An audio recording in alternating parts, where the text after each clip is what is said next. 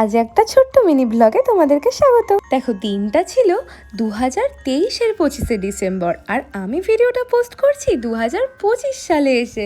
ও মাই god, ভাবতে পারছো তোমরা আমি কতটা লেটুস?